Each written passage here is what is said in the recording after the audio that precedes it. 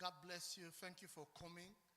And what we do, we start to say thank you to God for allowing us to have this men conference. If you can put back the men conference place so we can see. We do this every year, the men conference. Is how we started. That may give you an idea. I did some research, but I noticed that men were dying earlier than women. And that shocked me. And I said, and we lost people in our church. And one of the men who died, he had a stroke. He went to Africa, to Congo, and he had a stroke there, came back, he couldn't survive, and he died. And that shocked me. I said, we need to start to talk about men's health. Then we start the men conference.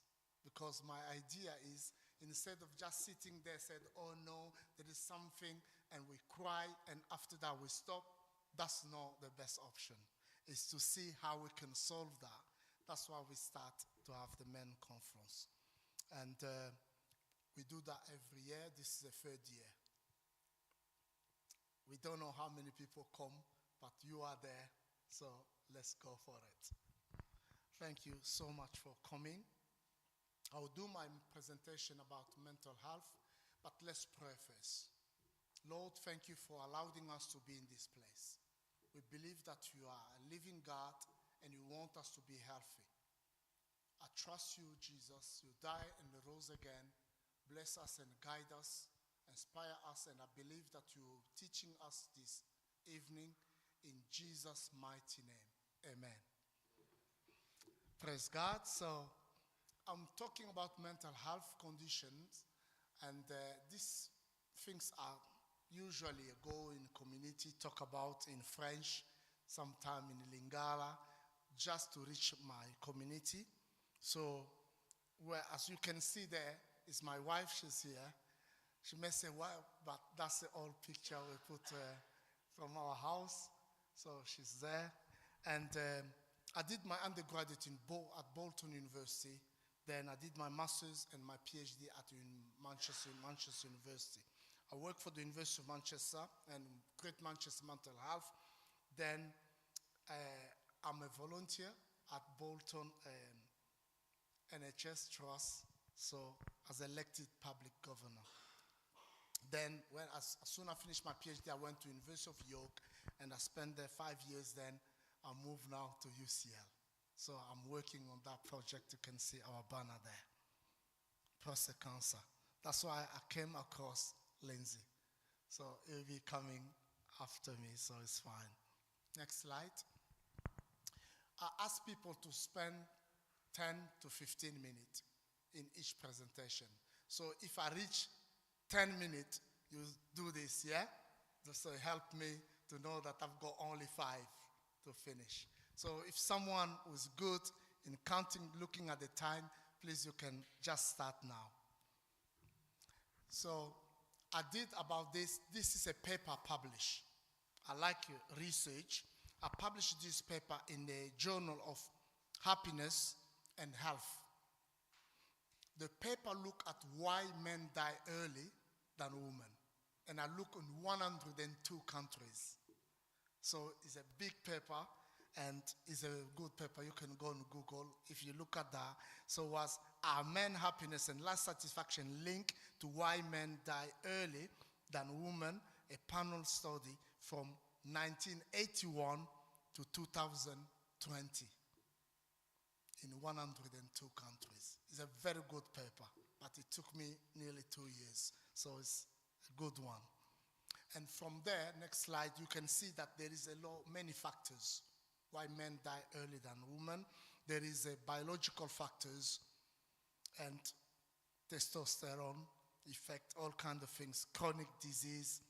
There is behavioral factors, a lot there, so you can read that. There is overestimated risk, drug use, hand hygiene. If you read that, you'll be surprised. Even to wash hand after being in the toilet, all that. There is difference between men and the women. So There is social factors, seeking support, helping habit. If people working, they're both men and women, they're both the engineer. When they come back from home, the woman is more likely to go in the kitchen to cook and to serve than the man. That's the research. And it's showing that people who serve more, they are more happier than those who receive. So all those kind of things. And happiness, social connection, women are more connected. And we look at happiness as well, and life satisfactions, marriage. We see that being together as a married is make a massive difference for people. But when people are divorced, men suffer more than women. That's my research. Yes, showing that because women, they know already they can cook, they can do things. But if you go in other culture, men, they're so lazy, they can't cook. And when they're separated, they are completely. And women got social connection. And when people are separated, they lose all their connection because they all have only one connection, maybe their wife. So that's kind of things. I did all kind of research. So the next slide is about health. You see that health is not just physical, it's social, it's spiritual and mental. So we need to understand that, and that can make a massive difference in our life. And when we're talking about mental health, the next slide is when we think of talking about what we think, what we feel, and how do we react. If you got that issue in that area, you may have issue in mental health. So, and it's not something, it's just for a group of people. You can see next slide, you can see that it's common, and we can see that around us. And we need to talk about it. And sometime in our community, in our culture, people have got that. They don't want to talk about it, and unfortunately. There is many common mental health conditions. That's a list, but you got many, so that's a common mental health. And when I went to university to present, I was at the Metropolitan University, they invited me to go there. You see that when I talk about common mental health, students, they got the common mental health as condition. So it depends of where you are and how the people are living. The next one is about the causes. It's so many. It's difficult to understand why people got issues of mental health. That could be abuse, could be lack of sleep, could be loneliness, could be discrimination, stigma, social disadvantage, bereavement, stress, long-term physical health, breakdown, unemployment, all kinds of things, and could be the accident as well, so trauma. And people in my country, I'm originally from Congo, they got a lot of issue with the war, and people struggle with that as well. Next one, and you can see there is people, men who die. I was shocked to see that there is men who are leaders, pastors, who are just preaching and they collapse. And people say, what's going on? Why they collapse? And when we start to looking at this deeper, we understand that they got a lot of issue because they got problems, so they need support. And I did a research, next one, I did a research on religious leaders' emotional and psychological need. I published that paper in the Journal of Mental Health, Religion and Culture. So it's a good paper. If you Google, you will see that it's a religious leader's perception of the emotional and psychological need. So that's kind of things. I did qualitative interviews, and I get few response to that to show how they cope and how they struggle in their everyday life. Another problem with mental health is the stress. Next one is the stress. We're living in a stressful life environment with all kinds of things. Even to organize the event, you may be stressful. People say, oh no, it's not working. The PowerPoint not working. Plan in advance. That's why I came here at 4 o'clock. 4:30, I think, yeah, 4:30, just to make sure that I can reduce that pressure, stress, so it can make a massive difference. So we're living in a really stressful environment, student, people working, too much pressure. And next one. Yes, so if you look there, you will see that there is people who are affected because they can't sleep because of the stress, they go migraine, they go high blood pressure, the immune system is affected. That's why you see a lot of people who got problem with stroke or all kind of things, or cancer can be affected because of stress. So there's a lot of issues people may face in their everyday life. High blood pressure, that's another issue people are facing. People will not put that in mental health, but that's kind of things because of mental health, because of issue we are facing, we may have that kind of issue in our life. So next one is about depression. It's low mood. People are really struggling with their appetite, sleep, and hopeless. They're very tired, and they can't even focus to do things because they are depressed. And the next one is about the symptoms and support. I mentioned about the low mood, but the solution could be the healthy lifestyle, exercise, talk about your problem, and seek help sooner. Next one is about people who are suicidal. That's a big issue we are facing. We saw people dying in their homes, so it's really crazy, but that's an issue people are facing, but people need to seek help.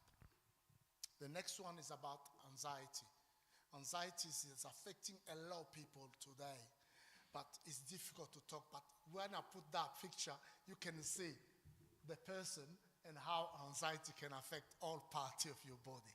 So it's important for us to understand that being anxious is not helping you, but you can cope with that by doing a lot of things.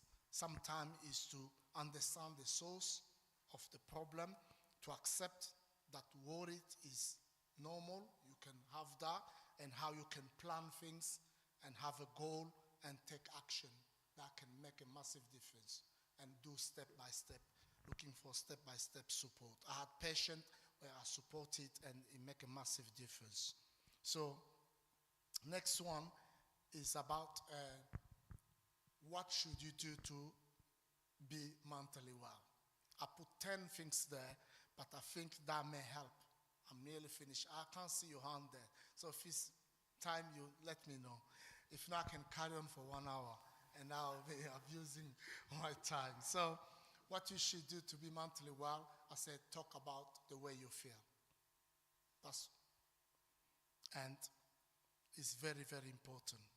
Because if you don't talk about the way you feel, that may affect you. The second one, build a healthy relationship. We're born from a family, but you can build your healthy relationship. That's very important. Look after your physical health. I'm talking about your sleep, your diet, your physical activities, and do something you enjoy. Sometimes when I'm on the weekend, I watch football because I like that. But other people may like to go to watch a movie. People do gardening or do something you enjoy to switch off from the pressure you are facing. Join a social group. That could be a good church. Every Sunday we are here and people are so excited. They connect each other. Tomorrow, if you come tomorrow, you'll see. So that make a massive difference in the life of people. Do something for someone else, giving you time, and relax. Prayer, meditation can make a massive difference because it's stressful life, so you need to switch off and to cool down. Identify mood triggers and look after yourself during difficult time, and learn to accept yourself. The next one, I was shocked to see, because at the beginning I didn't want church things, but as soon I gave my life to Christ, a lot of things has changed. So when I'm reading the Bible, it helped me to understand that, oh, yes, there is people who came across these kind of issues, so it may help. That's why you see in John chapter 14 what they said, do not be worried and upset. Jesus told them, believe in God and believe in me. In John 15 verse 13 he said, he's a God of hope. In Luke chapter 12 verse 25 he said, who of you by worrying can add a single hours to their life? You see, if Jesus can remind his disciples that, look, you worry too much, you will die early. So you want to live longer, please take it easy. That can make a massive difference. And Mark chapter 11, verse 28, Matthew 11, 28, he said, come to me, all of you are worried, tired, I will give you rest. So when I'm looking at all this, he inspired me and he helped me.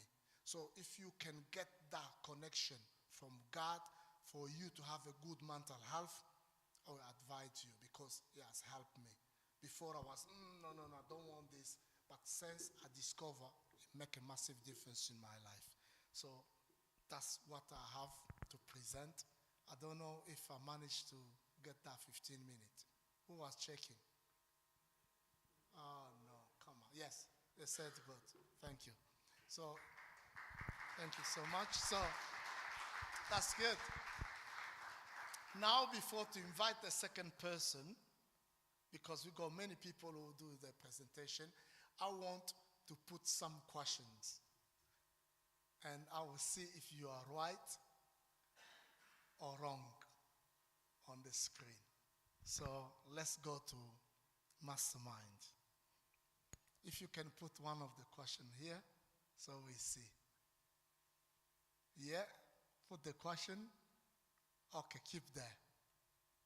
Who can read that? Someone can read loud, or you can read and tell me what's the right answer.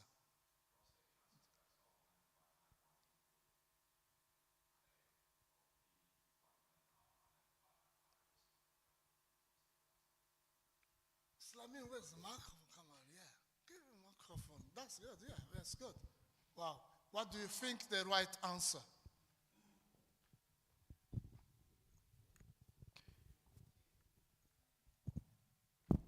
People who think that A is the right answer. As people say, A is the right answer, yeah? People think B is the right answer. Okay, that's interesting. Let's go now to get the right answer. Look the right answer. The right answer is B. Can we clap hands for people who have the right? Fantastic. So it's not equally because... Sorry, can you just explain why? If you don't mind? Sorry, why, yeah? If you don't mind, please, yeah. Fantastic. That's good. So you can see that black people are more likely to get prostate cancer compared to white people. But we talk about it because Lindsay's coming. It may help us to get a bit more. We are doing study. It's what actually I'm doing at UCL. That's in my research. I'm trying to understand why black people are more likely to have prostate cancer compared to white people. Why that? So I'm trying to understand that. So what we're doing at the hospital, we are recruiting 100 black people and 100 patients who got advanced prostate cancer and 100 white. And we're doing interviews to understand what is going on. So it's good. Fantastic. You see that we get some people get it wrong. Can you put another question? The screening. Give to someone to read it loud. Yeah. Designated now. Yes, you can read the question, yeah. I struggle with that word, but prostate cancer can be symptomatic in the early stages. Am I reading that right? Yeah? A, and B, you only need to be checked if you have symptoms. Okay.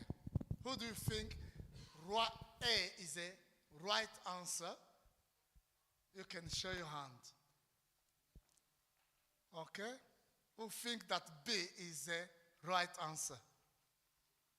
We got few people there. Okay. Now, put the answer. Next one. You see? So, A was the right answer.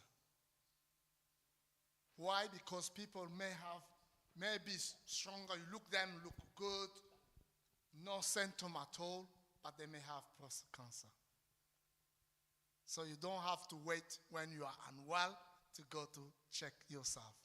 Fantastic. Okay, so now I'll go to invite Lindsay to come for his presentation. We got a lot of questions, so that was just to get a bit of break before to get to the second person. Come, Lindsay. Fantastic. Wow. Okay.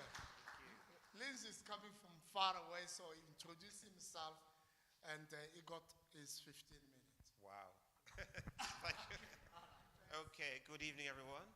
My name is Lindsay Thompson, and I am myself. Okay, so number one, I was an evangelist in my 20s. Then I became a pastor. Then I worked for the civil service, 23 years, and then about 10 years ago, 12, 15 years ago, I decided to throw in everything with my wife, who was a cancer information specialist. I've got a full presentation, but I'm going to go briefly with it. Can we go to the next slide, please? So our object is to preserve and protect the health of people in particular, but not exclusive from global majority and low-income communities. So you can see that, all right? So in other words, the main population of the UK, mainstream, things are fairly straightforward, but for those who are from other minorities, it's not as easy to actually have, equity and so on. Move on, please. Right, this is my wife, Rose. She passed away just over a year and a half ago, and I'll tell a bit more about her in a moment. So that's where the passion comes from, and you'll see the passion I'm going to talk about when we go to the next slide, please. So this, Rose is the one on the right. She's one of twins. Her mother, who was holding her there, passed away when she was 19. And her mother was taken at age 47. Her twin sister, the other, was taken at 45. And a younger sister, 56. And the first child, Christine, is now struggling with breast cancer, all right? So that's a familial cancer that's passed down through genetic, means. Breast cancer is very quite aggressive in black women when they get the condition. Move on, please. So again, this Rose, just running through these.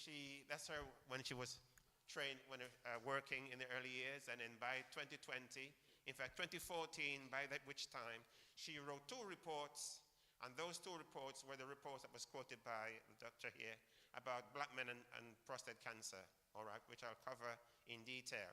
It was her 2 reports that brought to the fore the fact that black men were twice as likely to have prostate cancer in comparison to white men, and also over twice as likely to die from the disease as well. If we move on, please. Right. Okay, so when she was working, she realized that black men were coming into the department with more advanced conditions. And in our city, Nottingham, every 2 weeks or so, there were some 2 funerals a week sometimes with men in their 50s, black men who were dying from prostate cancer because they didn't find out early enough that they had it. All right, move on, please.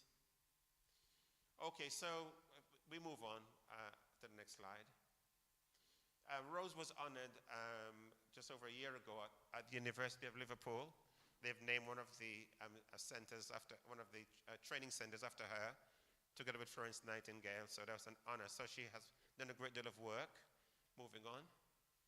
So 2009, we started the organization, and we transitioned from Being Against Cancer, but when she passed away, we called the organization the Rose Thompson Foundation. That's the background. Okay, moving on. Okay, again, one of the reports that were written, hear me now, the uncomfortable reality of prostate cancer in black men. It's available for you to read that from our website, which I'll give the information later. But that's one of two reports. Move on to the next slide. Second report, a year later, call to action to say that some community work has to be done to bring men to get tested for prostate cancer. Moving on. This was the drop-in clinic in Nottingham in 2016-2017, where black men came to be tested for the condition. Very quickly, we had about 310 men came through the clinic. Of that 310, 295 or 296 had a consultation. 29, nearly 30 men were found to either have cancer, prostate cancer, or some kind of a change in their prostate. Yeah, very briefly, move on. Okay, there's some figures there. Yeah, just move on. I will come to. Okay, so now then, important. 3 points. White people in England are more than twice as likely to get some types of cancer, including melanoma, skin cancer, bladder, and those various cancers. Okay, comparing with black people, Asians are mixed, from mixed background. However, prostate cancer, myeloma, okay, and womb cancer are all more common in black people, just to let you know that. So, and this study also shows that black people are more likely to get stomach and liver cancers, and Asian people are more likely to get liver cancers. Right, prostate cancer research, Cancer Research UK information. Moving on. Okay, so what is cancer? As you can see, cancer, there are 2 types of tumors which are benign and malignant, those which are dangerous and which are not. Okay, again, it's basically cells going rogue in your body because they mutate, all right, and then they begin to multiply, move from one area to the other, you know, take over the organ, and without any kind of a restraint, you go very quickly. Move on, please. Okay. If you can just read that yourselves. I've had a bit of a cold, so I'm a bit struggling to speak. Okay, so yeah. Okay, move on to the next one now. Again, we have stages of cancer. Stage 1, the cancer is confined to a small area. You know, okay, let's look at prostate cancer specifically. So, prostate cancer. Okay, do we all know where the prostate gland is? Yeah? At the base of your bladder. When you're young and you go to, as a man and you, as a kid, you go to have a wee, you can shoot about a mile across the road. But when you're older, you've got to squeeze very, very, very hard because the actual tube that for your urine passes through the prostate at the base of your bladder, right? And it's harder to pee, all right? That's what we're going to focus on for the next 10 minutes or so, all right?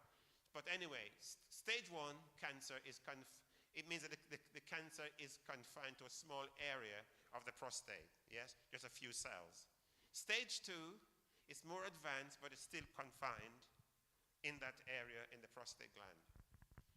But stage 3, that's when we have a problem because the horse has left the stable now, right? It's spread beyond the prostate and nearby tissues, and such as the seminal, you know, with the seminal vesicles, and reach into other lymph areas of your body. And stage 4 is where the cancer is spread to nearby lymph nodes and other parts of the body, and it's really now means you will need advanced treatment for all of that, all right? So the first 2 questions that were actually put up there, it's so important for early detection before the cancer leaves the area of origin, yeah, by which time you're going to have to take advanced measures, all right? And prostate cancer early stage prostate cancer doesn't necessarily have any symptoms. So most of the men who are presenting very late. We've had men presenting and you know, at the time when they have 6 weeks of survival, you know, things like that, because there is nothing happening until they find themselves in pain, they're losing weight, and so forth. Okay, if we move on, please. Right, so I thought I'd put this information in for you. So I just want to illustrate. So on the first, you know, image, I want you to imagine there was a tumor with 100 cells in, all right? So if a person has advanced disease, in other words, the cancer spread from its origin into another area, it metastasizes, it changes, and what happens, you may end up with 4 or more different types of cancer cells then. It's no longer the same as originally, right? So you got 100 cells in the cancer. Okay, so they put you on chemotherapy, for example. And what happens, that chemotherapy will destroy 90%, yeah, for the sake of illustration, of the cancer cells. And they say, oh, you're doing very, very well. You're responding very well. So there's another 10% that's left over. But these are subcells. They're different types. So what happens, that person would have received the treatment, and by the time they get to dealing with the 10%, they're so weakened by the chemotherapy and interventions that they just can't fight. They just can't fight it. Yeah? So the reason I'm rushing through this is to talk about peer support, how important peer support is. All right? So yeah, so you have phase 1, chemotherapy may destroy 90%, and it leaves another group of cells that need to be dealt with, which 2 or 3 more strong, phases of treatment. By the end of phase 1, you can be so weakened that there's not enough energy in you to actually cope with the rest of the treatment. So the cancer now begins to spread very rapidly, and people go very quickly. Moving on, please. Okay, so globally, black men have a significantly higher risk of developing prostate cancer compared to other racial groups. Okay? Black men are also more likely to be diagnosed in an advanced stage and have higher mortality rates, to reinforce that point. Moving, please. In the UK, here's the figures. Okay, 2.5 times more likely to die from prostate cancer compared to white men, and also to develop the prostate cancer at a younger age. When we did our campaign, we had it shifting from 55 was the lower age before. Rose's campaign led to it being dropped by 10 years for black men and for men with a family history. And by the way, if one's mother has breast cancer, then you have a higher risk as a man of having prostate cancer. Okay. There was another point I was going to make. I'll come back in a minute. Okay. So that's where we are with prostate cancer in the UK. Moving on, please. Okay, so culturally appropriate and holistic support. Let's move on. Right, what is peer support then? Okay, so in our experience, we have found that if we provide support for men with advanced cancer, anyone with advanced cancer, they survive more than those who don't have support. All right? If you can read all of that, you can read it. Next point. I came from Jamaica in 1966. Most of the African Caribbean population who came to this country were in the Windrush age, in the 50s and 60s. Yeah? Okay. But the Africans are coming to this country at a later age. Therefore, cancer may not be as prevalent in your community yet as it is in ours. Yeah? But believe me, there's going to be an explosion of cancers in this country in the next 5 to 10 years, particularly prostate cancer. And I'm quoting the European Urology Association research for that. So it's very important that, for those of you who are in your 30s, you're say around 40 now, or in your mid-40s, that you get yourself a PSA test. Ask your GP for a PSA test to get it, to make sure that where you are right now, yes, you're okay. Because, as I say, there are no symptoms, and our risks are higher. Okay, if we move on, please. So peer support typically involves several key elements designed to provide emotional, spiritual, social, and practical support to individuals affected by cancer. The reason is that the healthcare system cannot provide adequate care. It can provide treatment to a certain extent, but not adequate care. Moving on, please. Okay. I mentioned about the fact that the treatments weaken the system, right? So instead of trying to cure you, it may help you, but then it weakens you to the point where it may end up being the killer in the long run. Moving on. So here's an example. In 2012, we set up the first peer support group called Friends and Brethrens. At that time, there were 30 men in that group in 2012 with advanced prostate cancer. Right? Normally speaking, by this time, we should be looking at about 2/3 of those men not living, because the treatment's about 6 years long, 6 to 8 years. But out of those 30 men, only 2 were lost to prostate cancer. 2 others died, but it was through other complications, other underlying conditions. Why? Because of peer support, which I'll cover in a minute in terms of what that involves. Moving on to the next slide. Again, that lady sitting at the front with her, it's Paula. And of course, Rose, the one who set the group up, is on the top right-hand corner. Paula was diagnosed with liver cancer, I think it was about 2014, right? She met Rose, and they decided to set up a support group called Sisters Against Cancer, right? At that time, Paula's daughters, they were just youngsters. And about 3 or 4 months ago, her eldest, she was given 18 months to live actually at that time. They said you got 18 months.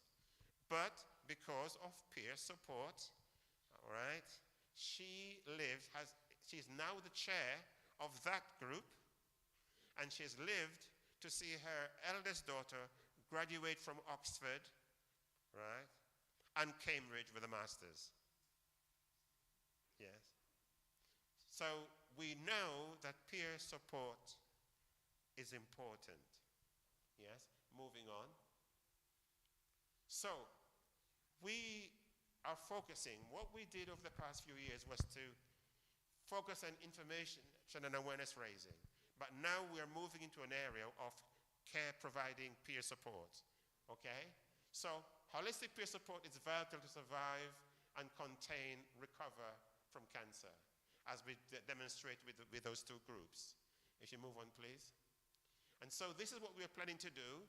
We're planning to establish a resource center, and within that support, we're going to look at cancer intervention specialists to give advice. I don't know if anyone works in the NHS where they use the Wellness Recovery Action Planning. In other words, each person would have an action plan that's their action plan for their wellness, incorporating some of the things that you've said. Although, a person may say, well, I might need a bit of counseling. I may need someone to pray with me. Oh, can I join a choir? All those things that they identify that would help their well-being whilst they're getting their treatment. We want to provide access to those things. At least I identify those things for them. So again, we have hair loss solutions for women who've lost their hair through chemotherapy, for example. There are a lot of people who are not very adept at using IT, right? Those are and the most important element in that is nutrition and dietary support, right? Here's the thing. Have you noticed that the very first thing that God had a conversation with man about was his food? If you read Genesis, you'll see that the very first item that God was concerned with man was his food. Yes? Now then, if you corrupt, there are 3 things that you need to live on physically: food, water, and air. You pollute those, what's happening? You're going to corrupt your cells. And that's one of the reasons why someone say, why is it that so many men are getting prostate cancer, right? A lot of it is some is due to genetics, but it's due to being poisoned by the environment, the food, the stress, all those things combined.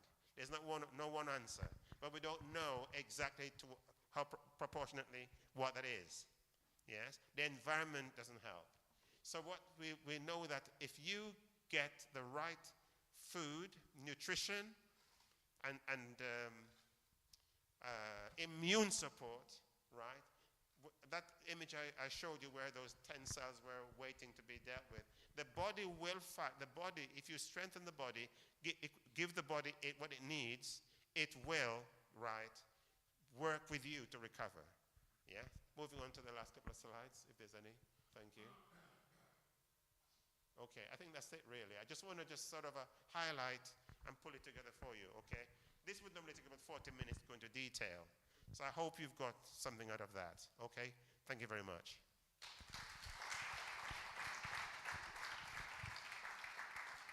Thank you so much, Lindsay. That was amazing. You can see that he's doing a very good job. Yes?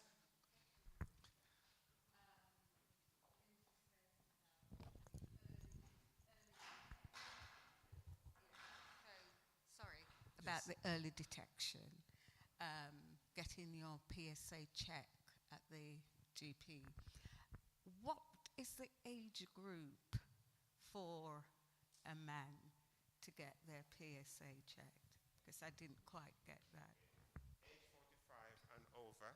If you're a black man, right, and you're 45 and over, you can not only just request, demand a PSA test. Right. All right, and I would encourage you to do that as well. Right. Okay. One more question. You talked about the pollutions, air pollutions, and the different things that can happen. Why men get prostate, but why is there a deep root cause for black men? Because the white men are living in the same air pollution, and they don't seem to get it. So is there something else that we are missing? Yeah, likely some genetic or epigenetic factors involved. Right. Yes, okay. Right. That makes sense. That's a good answer. Thank you. So if people want to get a bit more to understand about the PSA, you can get one over there. PSA blood test and prostate cancer. It's just a small guide. It may help you to understand why you should go to do that Can I test. just say, that's what that little man pin is about? I didn't even know that. Okay, thank you. So it's very good to see that we need to talk about it, and that may make a massive difference. He mentioned about the peer sport. So Dell, what is? He said Dell who came from a living well. Yeah. You come talk about the living well. Living well. Fantastic. Yeah.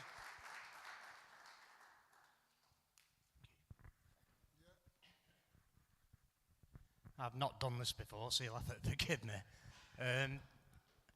Bolton Living Well started in July 2022, and we covered just half of Bolton at that time, starting in Farnworth, Kersley, and then now we cover all of Bolton. Living Well is part GMMH and also banned mental health charity, which is situated just over the road. We have peer support to help people get out and about, we ask for 3 goals to work with somebody. We've also got psychology apps, associate psychological practitioners, social workers. The aim is to get right around a person to help them in all aspects. We don't deal with housing, we don't deal with benefits, but we will signpost elsewhere for that. I don't know what's in my head before I actually stood up. In regards to peer support, the vast majority of us at Living Well have lived experience of mental health, myself included. My journey, I was on benefits for a long, long time, mentally very unwell at the time. And rather than just keep locked away in my own home, which I was, I decided to reach out. I didn't know what help was there. And that led me to band Family Action. What they did is give me the tools to learn more about why I was ill, what I could do to help myself.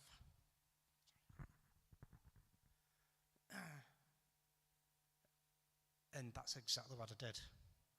I learned about why I was ill, what I could do to not necessarily get rid of what the issue was, but to push it far enough away, it didn't bother me on a daily basis. And that led to me getting the job with Bolton Living Well. Yeah, really anxious now.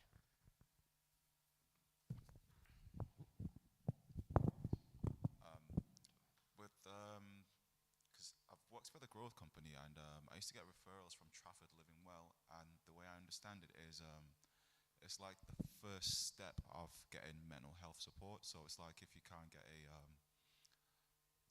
therapist, it's all expensive these days, but you guys are like the first initial contact to sort of get some form of mental health support. Is that correct? We'd sit in between the GPs and Greater Manchester Mental Health. It is a case of we can work alongside talking therapies, Achieve, which is Bolton's drug and alcohol service, and there is another one that we work alongside as well, but it escapes me. We wouldn't work alongside everybody. It's just dependent on the person, what the issues are. We will aim to maybe guide and build confidence up for talking therapies. I know talking therapies like to do face-to-face. They were very much on the phone through COVID era. Now they want the face-to-face, and we have helped people build up that confidence to start getting out of their own homes to then attend talking therapies. Stuff like that as well? We don't at the minute, but we are expanding. We've just got a new family action manager in, and that is on the books going forward. I just couldn't give you a timeline on it. Thank you. That's good. Thank you so much. Yes, I went to see them. They are in Falmouth. There's a question, yeah? Come on.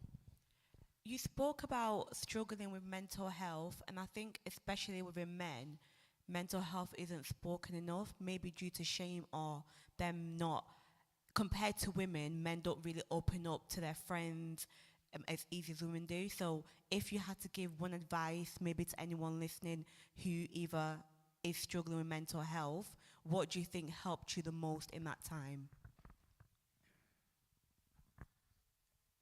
I'd say it was finding the mental health charity on my doorstep.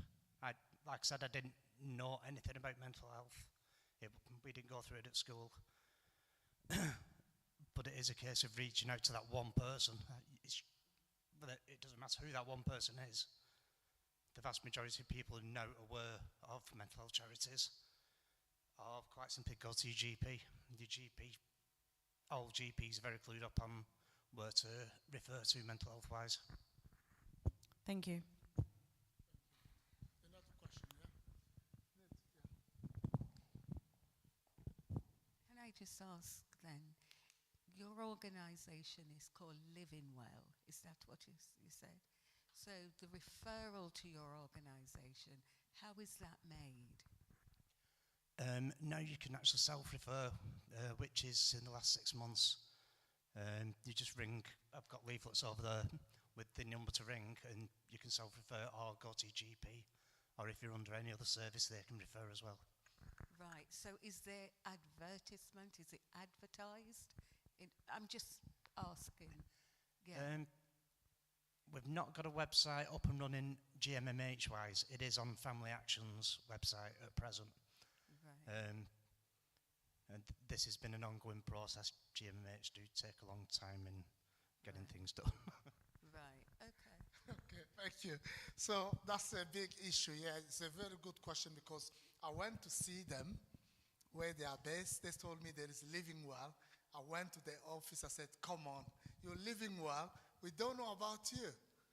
That's why I sent an email. I said, I want you to send someone to come to our main conference. Then you can talk about what you're doing. So it's very, very important. That's to tell us that we got services here, but sometimes they're not trying to advertise. They're not telling us about what they're doing, and people are struggling and kind of issues. So that's a very important, good question. So now we carry on because I've got many people coming and with the chair. If you can put some testing questions. Just a break before to invite Ash is coming. So if you go down, you'll see there is some question about research as well. So, but all of that is just testing here. Okay. Yes, we got this one. The attitude to healthcare. If I feel fine, I don't need to see a doctor. That's A. B, many serious health conditions can be silent killers. What's the right answer? A or B? Who people think is A is the right answer? Yeah? Got people saying that? Who think that B must be the right answer? Okay. Go to the answer now. B is the right answer. Many serious conditions, including high blood pressure, diabetes, prostate cancer, can be silent killer. So regular check are essential for early detection and prevention. Another question. Diet and lifestyle. You mentioned, Lindsay mentioned about this. I think I will get it right. A, they said, what I eat doesn't really affect my prostate health. B, a healthy diet rich in fruit, vegetable, lean proteins can help lower the risk of prostate cancer. Who think A is the right answer? Who think B is the right answer? Okay. There's people, okay, look, the right answer is B, so you're right. That's having you need to select what you're eating, so it's very good. So if you want water, you go water there, so that may help you as well. And we got some food as well there, so it's coming soon. The third one, another question, mental health. Black men don't need therapy because they are sociable. B, mental health is just as important as physical health. Who think A is the right answer? Who think B is the right answer? Okay. Yes, B is the right answer. Fantastic. So it's important for us to know that mental health is just important as physical health. Depression, anxiety, stress, related illness are real, so we need to seek help when we need it. So whatever you are, black or white. So it's good. Now I'll invite Ash to come and we do his presentation.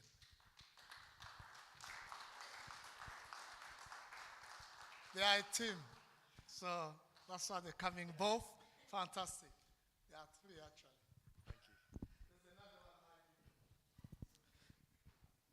So hello everyone. Obviously I visited Ephrata Church before, so hopefully a few people recognise me. Obviously I've seen a few familiar faces, which is brilliant. For anyone that doesn't know, so my name's Ash. I work for the NIHR, which is the National Institute for Health and Care Research. Today I'm joined by Laura from a research team based at St Mary's Hospital in the centre of Manchester. So I have actually attended the church before to do a bit of a talk about research in general and why it's so important. Obviously, research has been mentioned a lot today, which is brilliant. It's really amazing to see. And there's some really good questions about why research is important, why don't we know about certain conditions and how they affect different communities, which are really, really important questions. So when I attended previously, a lot of the information I was trying to give out was basically to try and change people's perception of research. So a lot of people think that research is just for people that are sick, or it's just about what medications we give people. And obviously research is much, much more than that.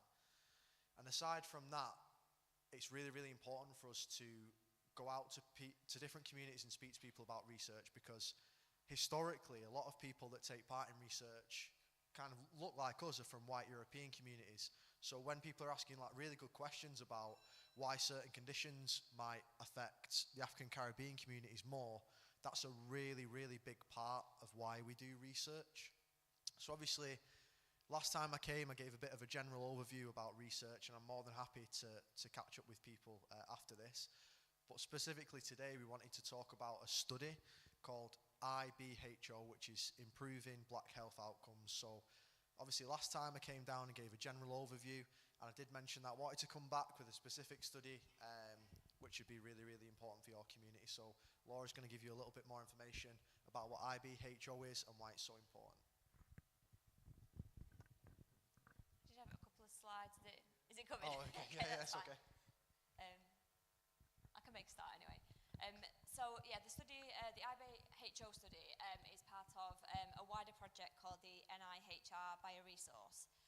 So the bioresource is essentially a biobank of data and samples from many, many volunteers. So over 300,000 people within the UK have volunteered to take part in the bioresource so far. Some of those are recruited because they've got specific health conditions. So there are some common diseases like inflammatory bowel disease, immune-mediated inflammatory disease. And also there are a lot of rare conditions, so there are over 50 rare conditions which we have recruited participants to, so over 25,000 people living with a rare condition are part of the bioresource. But more recently, there has been another arm of the bioresource which has opened up, which is the IBO arm, which is the Improving Black Health Outcomes. And so that has been specifically set up because, as Ash had mentioned, most of the research data that we have is from people from white European backgrounds, and a lot of the people from black communities, Asian communities, they're really underrepresented in research. So it means that when we're making health-based decisions, we're making it on a subset of data which doesn't include people from specific areas, specific communities. So the Improving Black Health Outcomes is to try and tailor what we're doing specifically to people from black communities. So what we're looking to do is recruit as many people as possible. So it can be people who've got health conditions, people without health conditions, anyone from a black background, to contribute their data and samples into the biobank so that we can learn more and with a view to improving health outcomes specifically in the black community. So it is for things like the questions that are coming up today, like why do more men from black communities get prostate cancer than white men? They're the sort of questions that we can help to answer. And it's the value of it is in having as many people as possible contributing to have as much data available so that we can use it to research can apply to the biobank to access the data and then to try and help improve the health of people specifically within the black community. So we've got a little stand over on this side today. If anybody is interested in finding out a bit more about the project, if anyone's interested in signing up to the project today, then you can do. If you would like to sign up today, it's fairly quick and easy. We just ask you to go through a little bit of information, sign a consent form to say that you're happy to take part, and fill in just some contact details and a bit of background data, and then we'd ask you just to provide a saliva sample. So it's not the most dignified way of providing a sample, but it's essentially just spitting into a tube. But yeah, and then we can take all that back, and you'll be contributing to the IPO study. If you're interested but perhaps want to have a bit more time to think about it, we're happy to take contact details and we can email out the full information sheet. If you want to take part from home, we can post out the consent forms and the saliva kits. So there's different ways you can take part if you wanted to. But yeah, if you're interested, just come and have a little chat with us in the breaks. So obviously that was an overview of this particular study. I was really, really keen to link in with Laura and the team on this study. The first time I attended the church, Dr. Kayonda gave a really, really passionate speech about the theme being running towards your goals and how we can all support each other to run towards our goals.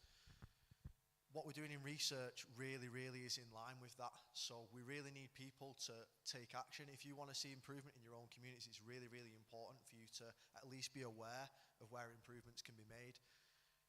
Improvements and innovation in the NHS is happening all the time, and if all the information that we've got comes from one community, for example the white European community, it means that a lot of the innovations, medications, treatments, way we look after people are all going to be based on what works for that community. So if we're going to hospital and there's different genetic variations that we have, which means we might be susceptible to diabetes more, prostate cancer more, different conditions. It's really, really important for us to understand that and make sure the treatments that we've got work for all communities as well. We're really, really lucky in Greater Manchester to have such a diverse population, so we want to make sure our healthcare reflects that and works the best for everyone as well.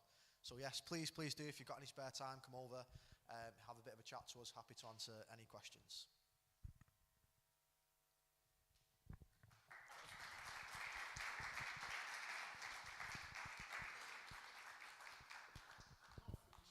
Oh no.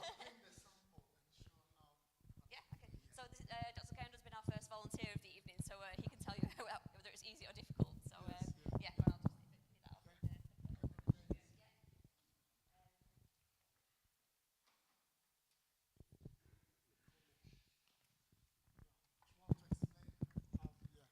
Yeah, so as I say, there's a little bit of paperwork to fill in first if you'd be interested. So there's a consent form. We could go through the full information. There's a full information sheet that gives far more detail than I've given so far, and then a data collection sheet. But essentially, it's a sort of small tube that's got a little bit of preservative in the bottom of it, and then essentially we just need you to spit into the tube, which I'll say it's not the nicest thing, but you can find a little corner to go and do it. Up to the 4 mil line, there's a little spout that we can put on that makes it a little bit easier, and then we will label it with a barcode, so your sample and your data is all saved under a barcode, so it's not saved under your identifiable details, and then it goes down to Cambridge, where the study is being led from, so that's where all the samples and data are stored for the study.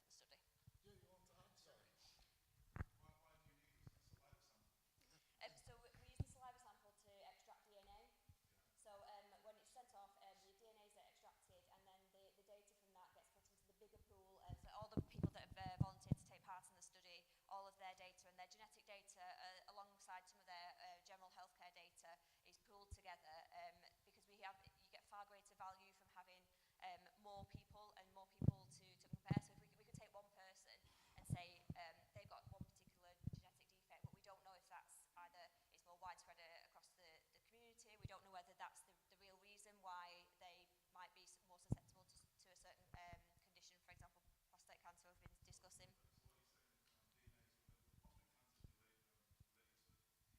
So there may be some factors. I think this is what it's important about having the resources, that it's helping to answer those type of questions, because at the moment it's not exactly known why black people have more prostate cancers than white people.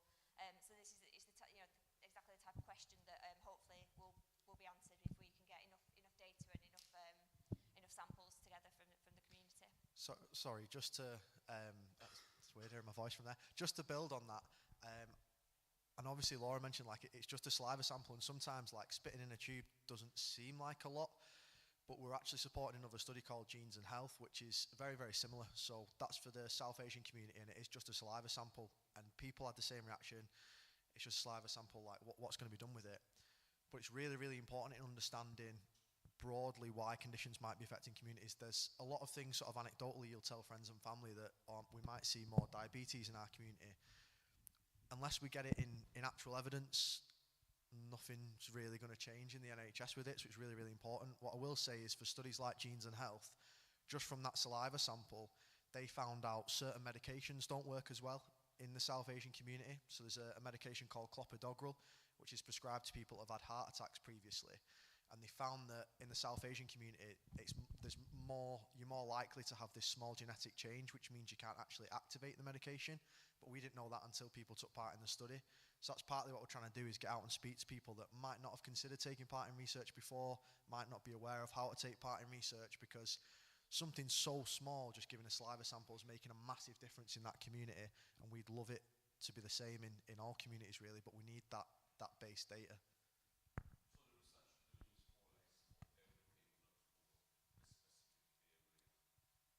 Yeah, so this project is for people to sign up to give to donate their sample and to give access to their data, so that researchers can then apply to that resource for their specific research interests. So there might be some researchers that are focusing on different types of mental health issues, some that are different types of cancers. It could be like Ash just said, like certain drugs, and looking at why they seem to work better in certain populations than others. So it's just having that resource available, so that as researchers, people can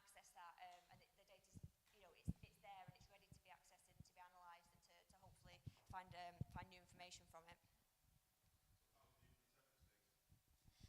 So there's far more information in the full information sheet, but it's held, I'll say by Cambridge, they're the lead centre for the study.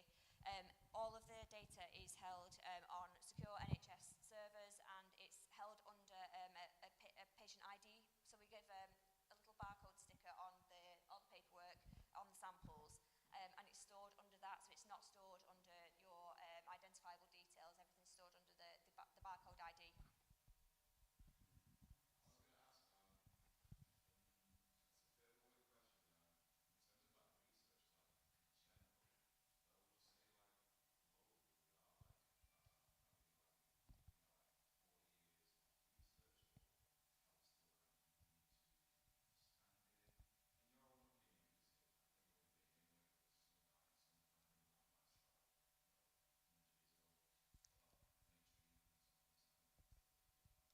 So we've got quite an established, like especially in the UK, quite obviously a really established research infrastructure. Every NHS trust has got a dedicated research innovation team, which is amazing. Obviously, that's why there's loads of new innovations in hospitals and stuff like that. But that's part of the reason why everyone thinks that research is just for people that are sick and it's just about drugs. So research now, they're experiencing a bigger shift to try and make it more accessible to people. That's why you'll see us sort of getting out and trying to speak to people about research, the different opportunities, try and broaden people's view about what research can be. And you'll also see your GPs should be getting involved in research a little bit more. Basically, any area where we're providing people with health and social care initiatives or support should be looking at improving their evidence-based practice, and research is central to that. We can't improve evidence-based practice, we can't get more funding without having demonstrating the impact that that's having. Obviously, government don't want to spend money often, do this, so we need to make as strong a case as possible to put forward different initiatives, and that's where research comes in. Sorry, I hope that answered the question. That's good. Thank you, Ash. Fantastic.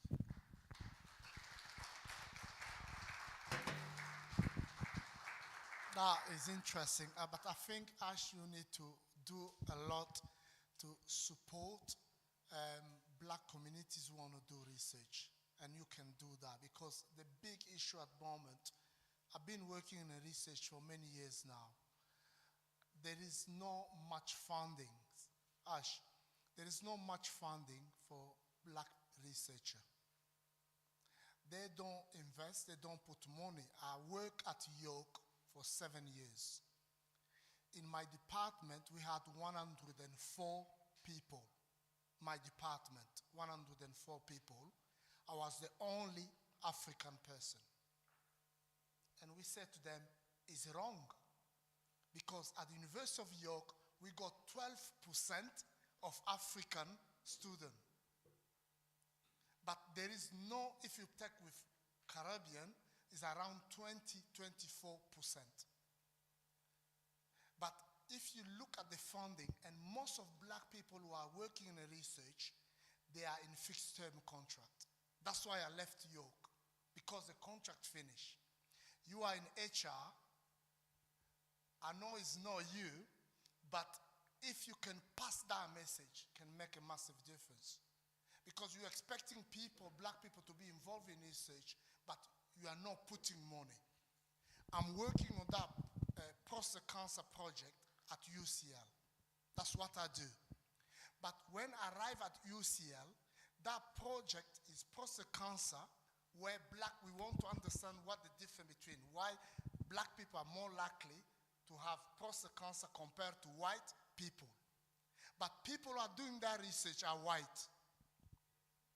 That's wrong.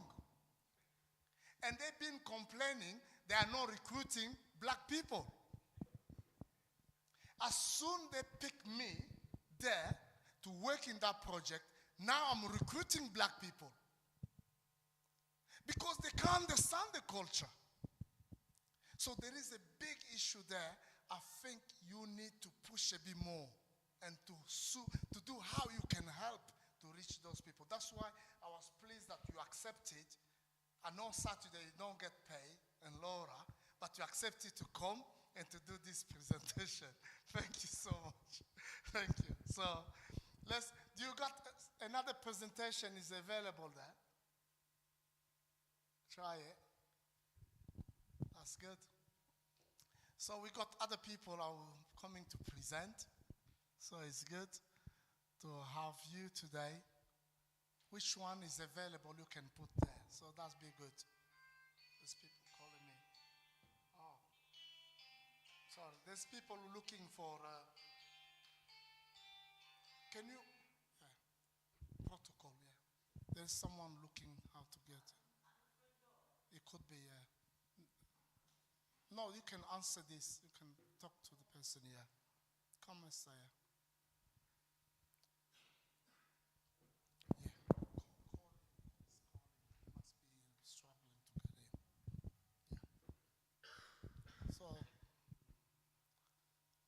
Okay, that's good. That's fantastic. And now we're going to the next one. We got Patrick already sent his PowerPoint. I don't know if they can help us. Yes, this is a PowerPoint. Patrick, you come. Patrick is a lecturer at Cumbria University. He works with robotic things. So, come on, you go for it. Yeah, thank you so much. I'm not going to talk about robotics today. I'm going to talk with material elements which I use quite a lot in my research.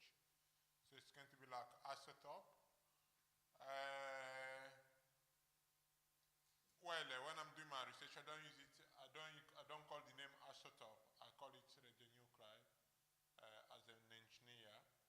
So can you go in the next slide, please? So yeah, just go back again.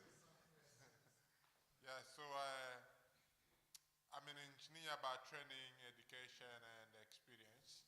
So I started my engineering at Wigan and Lee College, and so I moved to university to study for my MEng, Master in Mechanical Engineering. And when I finished that, I went to the university again to do my PhD in nuclear engineering. And since then, I've been working in engineering. So I've done work experience. I've got quite a lot of work experience because between my MEng and my PhD, I did go to work in industry. So I work as a mechanical engineer, project engineer, and design engineer. So after that, I decided just to go and do my research. So far, I've been a lecturer at the University of Cumbria as a lecturer in mechanical engineering, and but I am leaving the University of Cumbria to go in July to go and work in different industry. So that's my main ambition now. So I use quite a lot nuclear material which are quite radioactive and highly classified. So most of my research, you can see something like being published like on Google or something like that, because they are highly classified and they kind of confidential and secret. So I don't use quite a lot of my material for public. So I use it for the Ministry of Defense.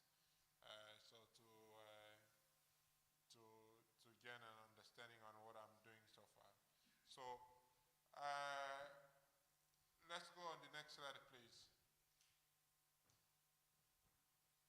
Just again. So I'm presenting an isotope because an isotope are, well, they kind of the atoms with the same element, with same number of protons but different number of neutrons are called isotope. So, like for example, if you oxygen, so oxygen got the daughter, what we call isotope. So you've got oxygen 16, 17, 18. So they are the same, but they've got different neutron. They've got different mass numbers. So this is what is known as isotope.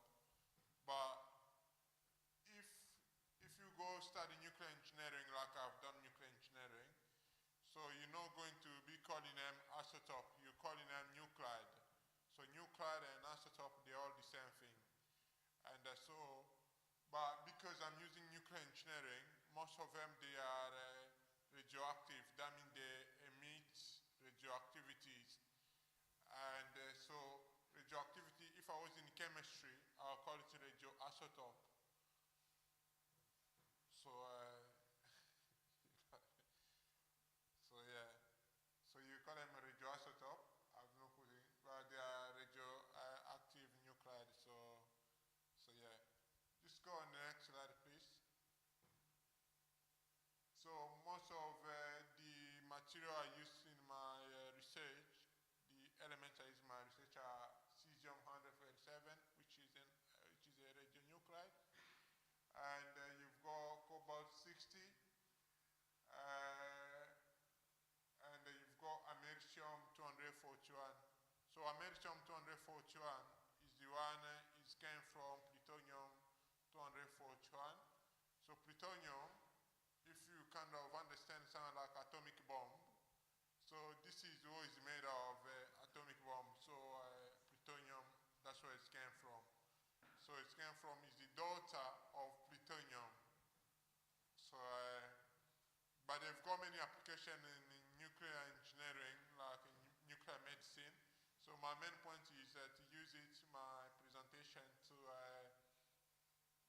kind of tell like what they're doing in nuclear medicine and somewhere like radiotherapy and so on. Go on the next slide. So cesium-137, as you can see it's on the right, they are kind of a best silver, and so they are commonly used in hospital for diagnosis and treatment. Use calibration source and large can be used to sterilize medical equipment. Can be used to treat different kind of cancers. So they used to treat different kind of cancers, and so they're very common. So they derive from the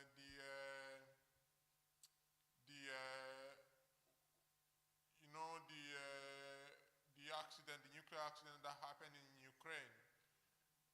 So what do you call it again? Chernobyl, yeah, Chernobyl. So it came from that. So from there, it spread all over Europe. So and then all these radioactive emission happened to become non.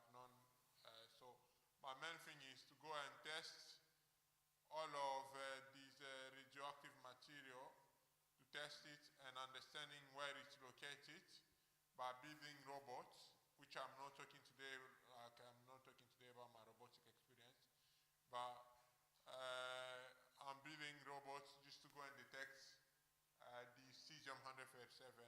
But cesium-137 can be used in hospital to treat cancer. And so go to the next slide, please. So you got cobalt-60. Cobalt-60 is the one mostly used in hospital to treat cancer or any kind of cancer. So most hospitals use cobalt-60 to treat like any type of cancer. So you can see the machine which is using for teletherapy. So this is the machine that uses quite a lot of teletherapy used in medicine, like quite a lot. This machine you find it if you go in oncology department in hospital, you find quite a lot of this machine over there. So this uses quite a lot of cobalt-60. So cobalt-60 is an element which derived from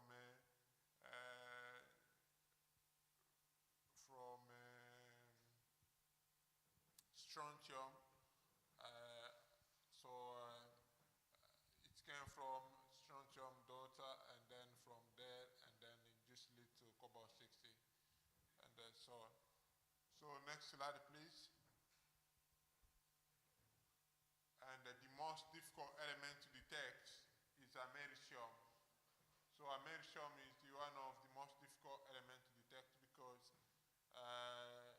its half-life, well, its gamma emission is at 59 kiloelectrovolt. So that means it's so difficult to detect. There is no detectors which are made particular to detect americium unless if you use quite a lot of specialized detector, which I've got in my university, which I'm using quite a lot. So, but they're quite expensive to use like in quite a lot of situation. So,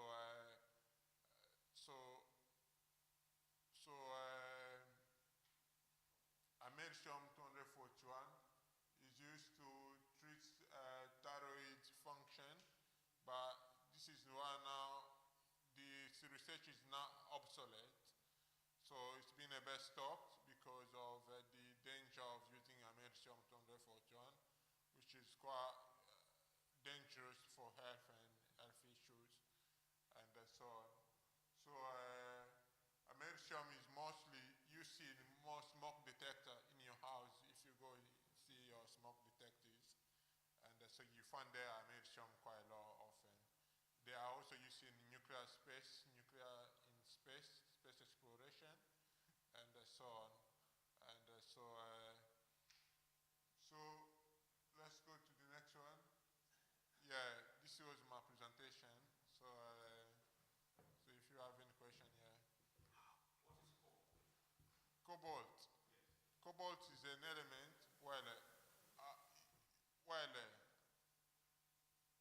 Do you want to understand as a chemist or a nuclear engineer? Just an ordinary man. Okay.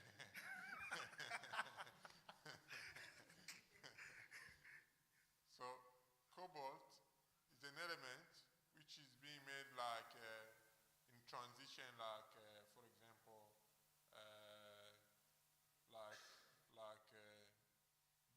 green emission, like for example, for electrical car use kind of cobalt, and new aerospace design use cobalt. So this is an element which is being used in the green transformation, like in renewable energy, for example. But if we say cobalt 60, this is an isotope. So an isotope is a gauss and proton, but different mass numbers. It's the same element. So, but if we say like a cobalt 60 is the one used to treat like most cancer in hospital, like most machine in hospital use cobalt 60 to treat cancer. But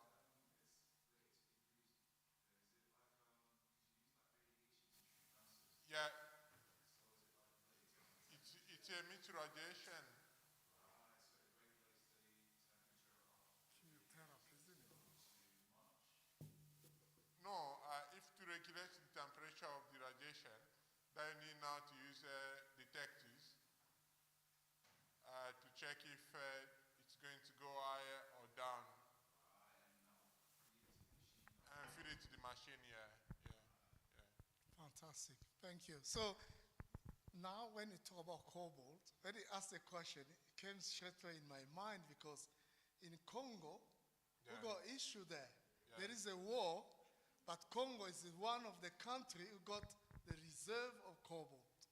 Yeah. And there is people creating war there because they want that cobalt. Yeah, the one in Katanga is Yes. cobalt 59. Oh, right, okay. Yeah, so Cobalt, that's why, yeah. yeah.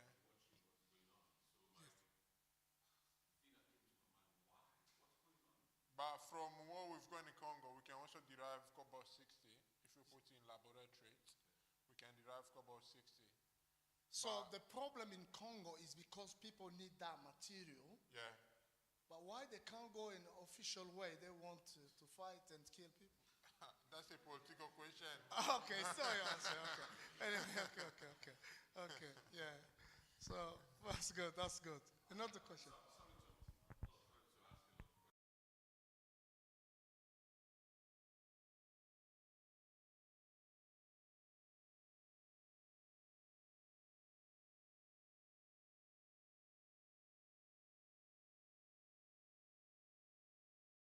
Like in cobalt, it contains cobalt 60. It emits radiation, and so it's more dangerous for people to use like these materials. But these are classified materials, so they don't get quite often in public hand. If you go to Sellafield, for example, in UK, Sellafield is an area in the UK where where the nuclear industry started in the world, about 60. So Sellafield. So it's where the nuclear atomic bomb was made, the first nuclear atomic bomb, where the research started for nuclear atomic bomb.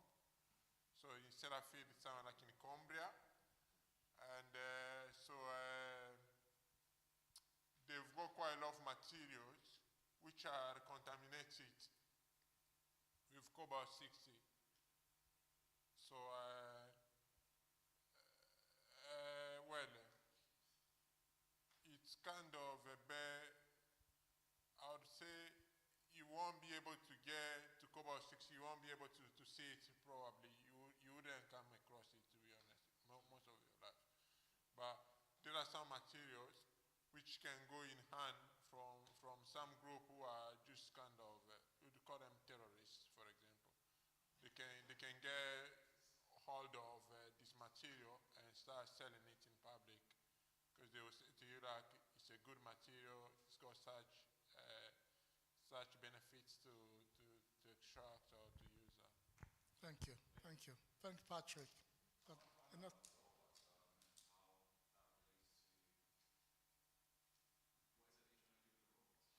Yeah, so this is what is known as nuclear robotics, if you never come across nuclear robotics. So that means it's robots being used in nuclear industries. So they can be some like small robots, they can be big robots, they can be medium robots. So they go in such like nuclear waste, for example, in Sellafield nuclear waste.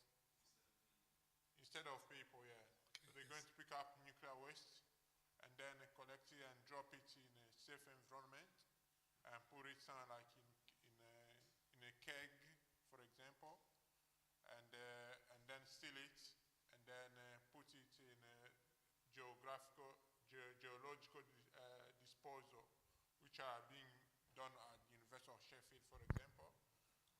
And yeah, and then also it can be used, for example, the nuclear robotics, for example, nuclear robot can be used in contaminated site, for example. And so they could be used to, again, pick up these contaminated materials and send it to different location. They could be used in the lab, for example, to go and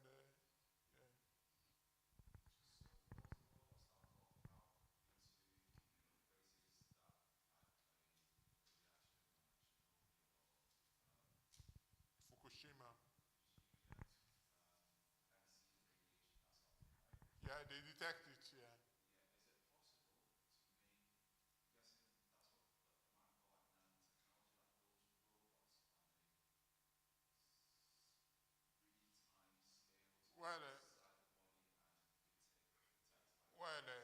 I've been building my robot with the University of Manchester. So we've built small robots, which can be very small, tiny, which can go through the pipeline. Pipeline, okay. Pipeline, yeah. They can go through the pipeline. Yeah, they're going like small, they are like worm. They are like worm. A small worm. They're yeah. very small. They're very small. They can go like in a pipeline and then go to detect any radioactive materials in a tank or a storage pond, which you find, for example, in Sellafield.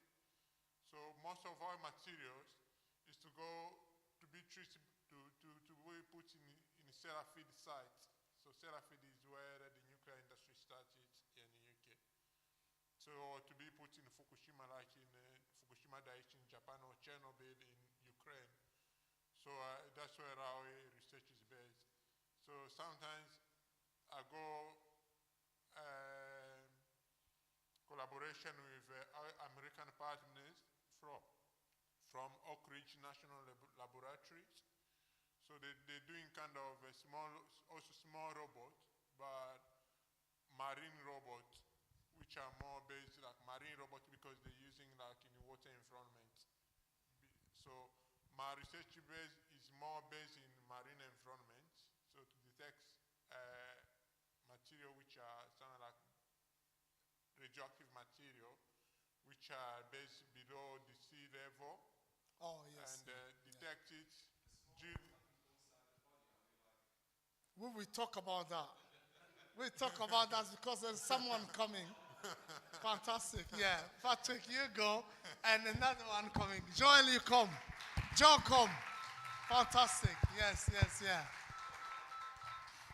I'm so proud of what Patrick's doing. So it's amazing. It's amazing to see that. So it's good. It's good. Joe, you go now for your presentation. Yeah? Hi, my name is Joel. I'm a proud son of this church. So I work in also robotics, and I'm a software developer. So I work for a company named Aztec at the moment.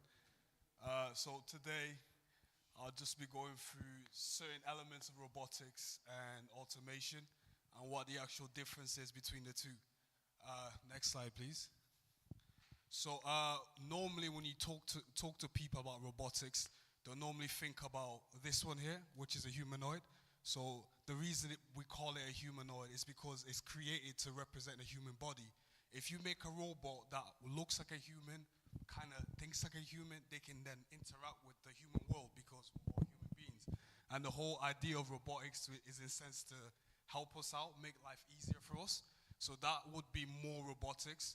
The next bit here is what most people have seen so far.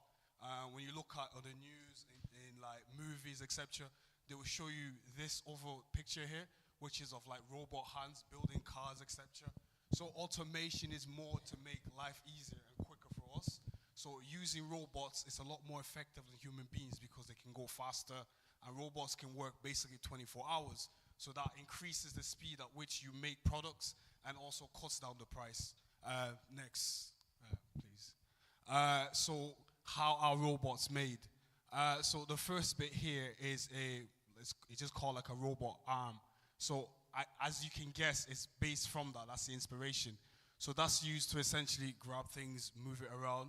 And so when you want to make a humanoid, there's a lot more that goes into it than if you wanted to make just like a robot arm. As you can see there, there's a lot more parts because you want it to really mimic the human body instead of just having like a simple motion that it does. So when it comes to making the picture here, you'd have a lot more components involved, and what you need to kind of control it is like a small computer. So that would be something like this. It's called, you've probably heard microprocessor, microchipped. What you're doing is essentially getting information from here to when you look here, there's like the black bits. Those are like motors that control the motion. So you're giving it information and essentially instructing it how to move. Next, please. So when it comes to robots in healthcare, so again, the idea is to increase the productivity and to do simple tasks that people can do. Although robots are thought of to be amazing, they can't do everything. And there's certain actions that only us as people can really pinpoint it properly. So the easy task is what the robot will repeat quicker, more efficiently, and throughout maybe 24 hours when you probably get tired. Next slide, please. So the other side is obviously why do we want to make more humanoid robots? You've seen this more in the news. You've seen this more in movies, etc. So the idea is, like, when it comes to people who are in care homes, when they don't really get visited a lot, a robot could be there, although they're not a human being, but they can do sort of like the same things. You can program a robot to play with you, and again, that links in with mental health. If you can have these simple motions, or just a simple game, or like just a human voice, it can really help you with your happiness, really. So that's what we're trying to do with humanoids. Next bit, please. So here are robotics and robots in other fields. So one of the main focus in robotics at the moment is your military. This dog-looking thing here, it can be used to carry a lot of loads, allow the soldiers to work more efficiently and essentially fight better in the field. Another bit here is your prosthetics. So the idea is if we can really focus on perspective, I can't even say the word right now, but if we can really focus on it, it can replace the limbs of people that are essentially, been hurt in war, had accidents, and really give them back the ability that they had before. One other area which is really interesting at the moment is what exoskeletons. So using robots and robotics to essentially allow us to lift more, to run faster, and even be something of a protection for workers, etc. And another one there is everyone's seen drones. So they are used mostly in war, unfortunately. They're really effective because the components are on there are top class. And of course, when it comes to the military, they have all that funding to really engineer weapons. And these ones, they just fly around and they can just pick out anyone. It's really crazy. Next slide, please. So personally, what I do is focusing more on code. So like I said before, these are the instructions that we give to our robots. So if there's a certain part that needs to be programmed, I'll interact with that and essentially give it the intelligence it needs. Thank you very much. That should be it. I'm proud of you guys. So if you got questions, go for it. Yeah. You see that?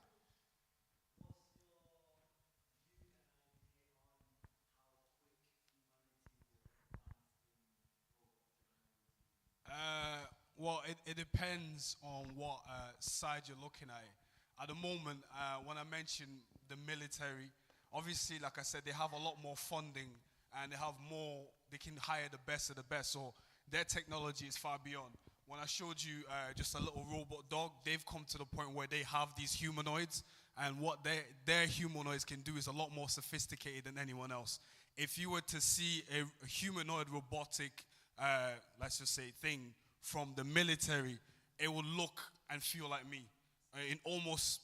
Obviously, if you really focus, you can see the difference, but it will act as a human being and be more effective in what they're trying to do. So we are already really, really far ahead. It's just that you won't really come across it. Do you know what I mean? Yeah. Yes, the lady. Yes? Yes. Yeah. Yeah.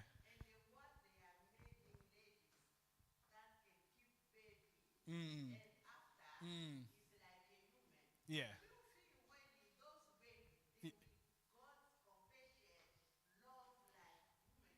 No.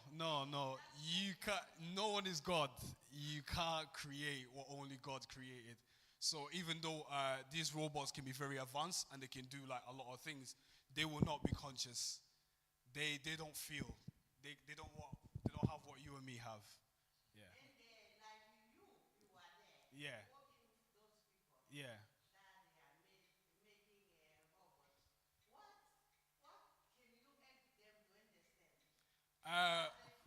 Yeah. So what I can help them understand is we are able to create because it's an idea that only God gave us or something that God inspired us. And even though these things are really complex and they can help us with a lot of things, they can't be our last resort, essentially. Yeah. Okay, that's Asher. Yes.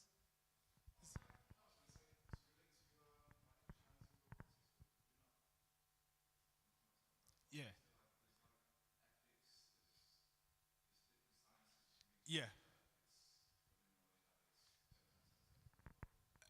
Yeah. There's a lot of things that's done to essentially protect us as human beings as well. You don't want your robots to go rogue or stuff like that. So there's a lot of ethics in that side, but that really depends on what people are going to use it for. Because robots are tools in the same way that your knife is a tool. If you choose to use your knife in a certain way, you can harm someone or you can prepare food. So it really depends on how you use it. For me personally, I would never really want to go down the route of where you're making a human being for war. It's essentially what the military is using. But again, they have the funding and the ability to do that, so they go ahead and do that. Yeah.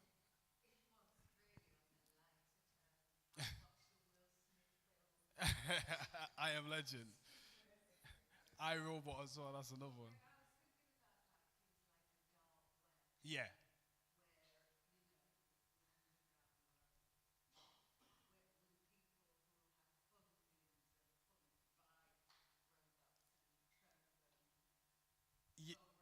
Yeah. That's the thing.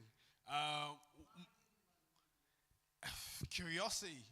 A lot of people, I feel like, are just curious, and they feel like because they can, they do. It's not a good idea to play God. I don't agree with it myself, but I do agree that some people will use it for bad. Definitely, yeah. Thank you.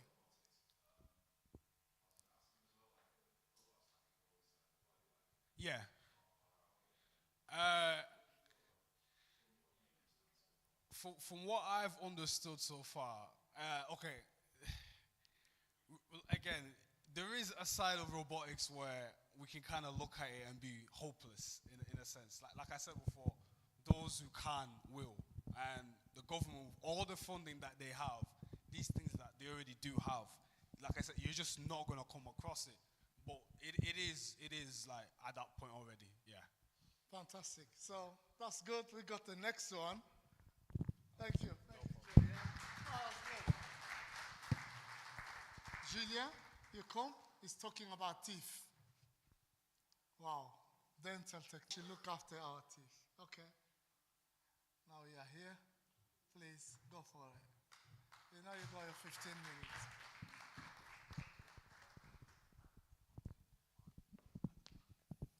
Yeah. Good evening. Can you hear me? Okay.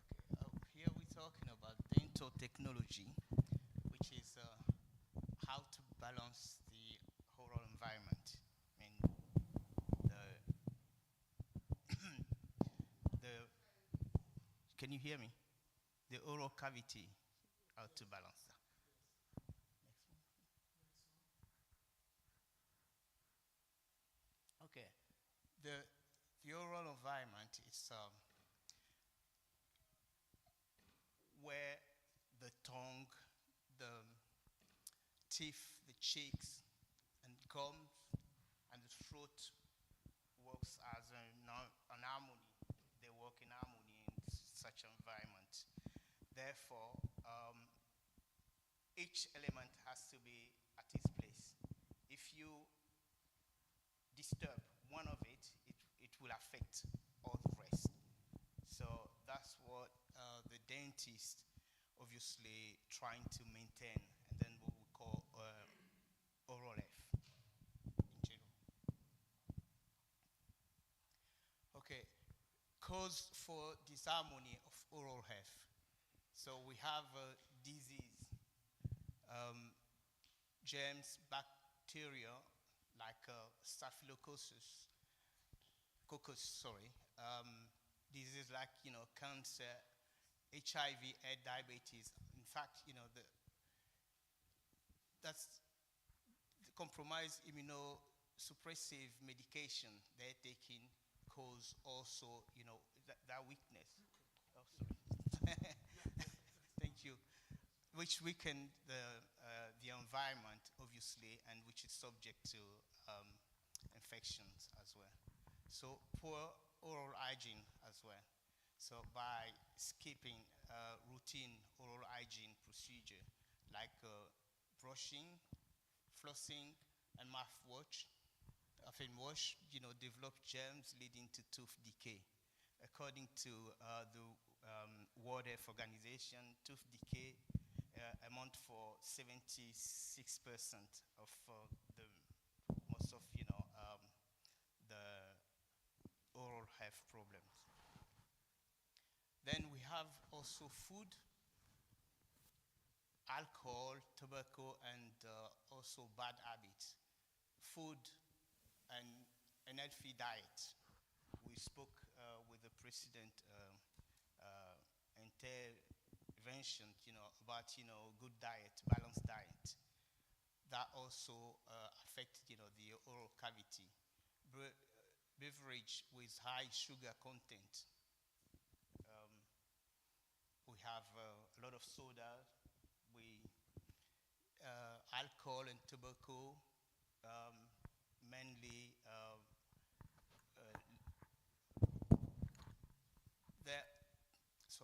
alcohol and tobacco also facilitate cancer, oral cancer, and according to the same WHO, this is mainly affecting men, the oral cancer. Sucking thumbs, that's the bad habit. That will lead to an open bite, because everything. I'm trying to figure out something here. It's, in fact, the bite is this. The healthy teeth are obviously the maxilla and the mandibular joined together, and that's what helps you have a healthy teeth.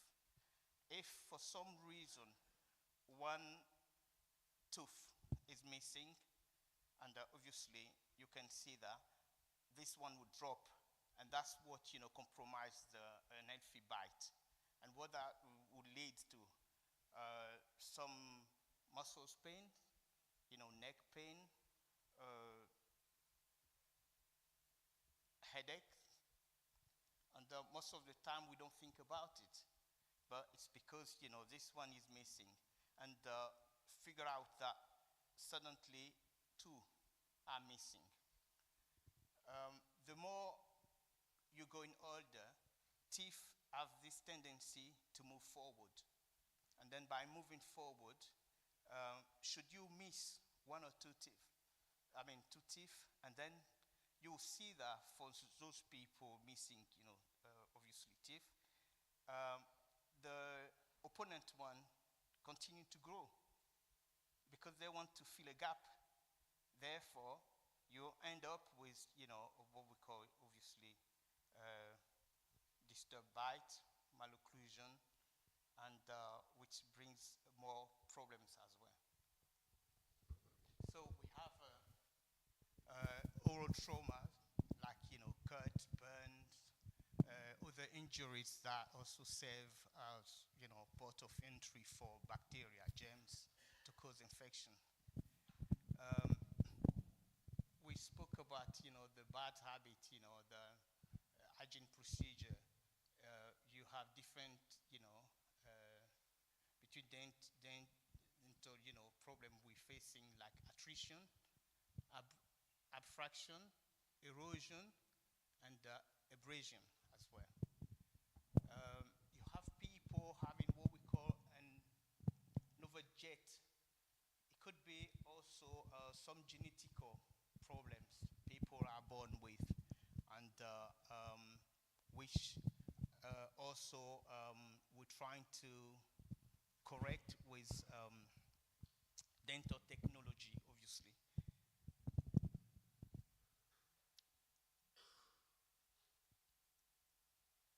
Malocclusion, crossing bite, bruxism. Bruxism, a lot of people don't even realize that they're doing some bruxism because it's nervous.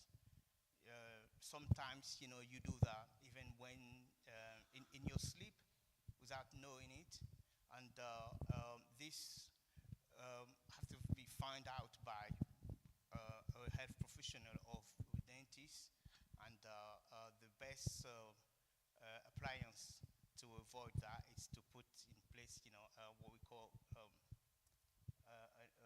mouth guard, a retainer for you to sleep with, so it will prevent the two teeth to grind, what we call grinding teeth. The reason for that is that once you're grinding your teeth to avoid what you see in here, obviously with the attrition, when let's consider, the bottom, teeth are obviously, broken. There's no more enamel, and then that will gradually affecting, the maxilla, teeth as well, and slowly and gradually damage that. What protects the teeth normally is the enamel. Enamel is like, that glossy part of, teeth that protect from bacteria from obviously the deterioration. And once this is affected, it's finished. You have to do something. That's the reason why when you see sometimes kids, they play together, and then they fall. If they have a broken teeth, and also that's, it's also account for the adult people, the best thing is to go to see a dentist for him to polish that to avoid grinding teeth, which later, leads to more complication. Okay, so to avoid having this problem, what we suggest is to have a routine visit to dentist or to the hygienist. They will find out. They will obviously to check for good oral health and treat tooth cavity if there's some, and periodontal disease such as plaque, tartars, gum disease. Gum disease,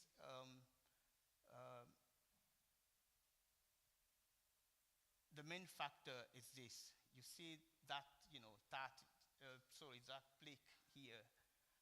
It's an embedding food, alcohol, tobacco, all this that stay, and at the back of the teeth. And then the bacteria comes and will find the way to stay there. And then you don't see it, but gradually from the inside, they're creating acid, which start to slowly and slowly, damage the tooth. By the time you realize there's no more gum, and then suddenly you lose your teeth.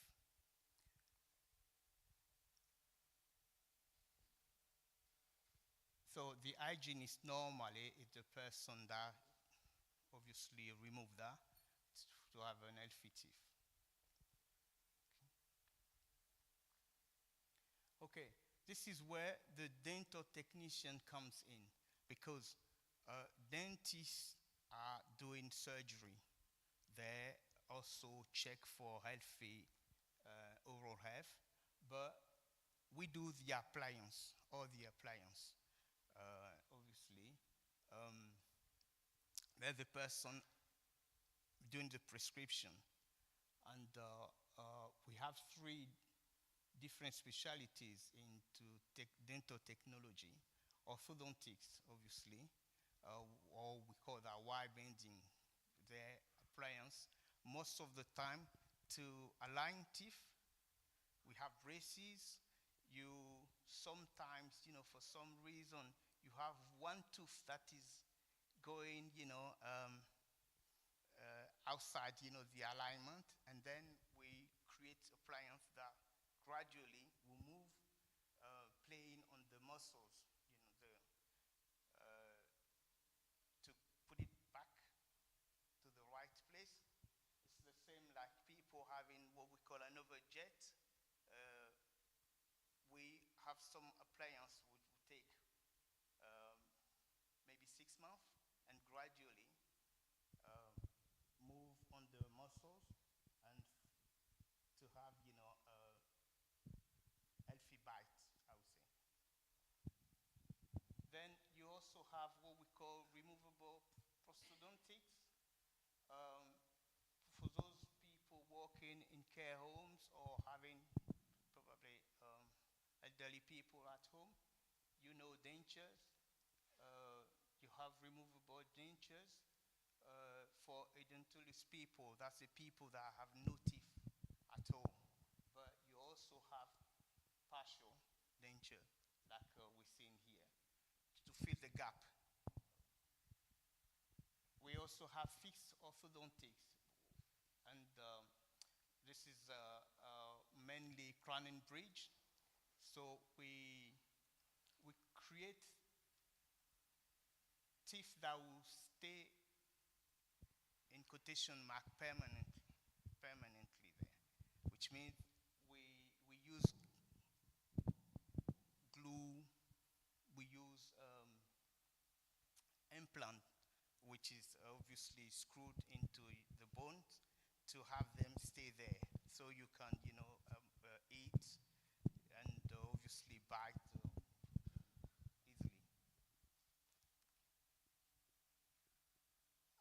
The other thing I wanted to say, sorry, should we come back to that? We use an engineering principle, which is obviously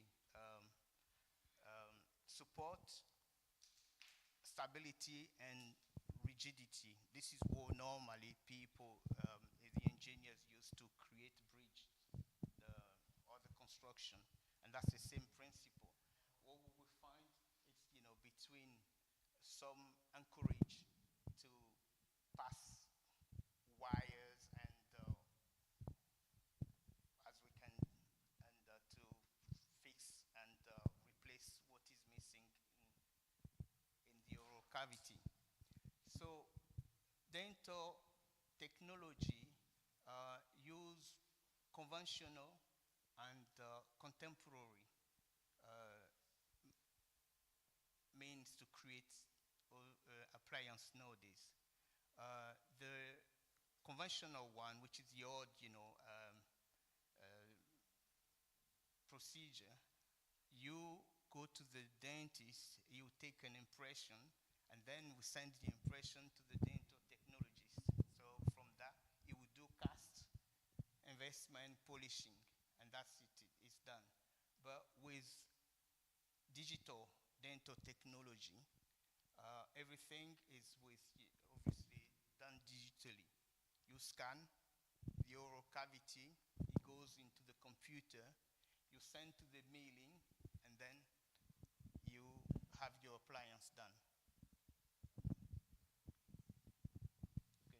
So good practice to maintain obviously, if you've been prescribed antibiotics, take the full course of the antibiotics. Don't stop before he ends. Yeah, because that will create more resistance. You have you can, if you have pain, go to over the counter, buy some painkillers to resolve the problem. But I would suggest go and speak to a pharmacist and a chemist.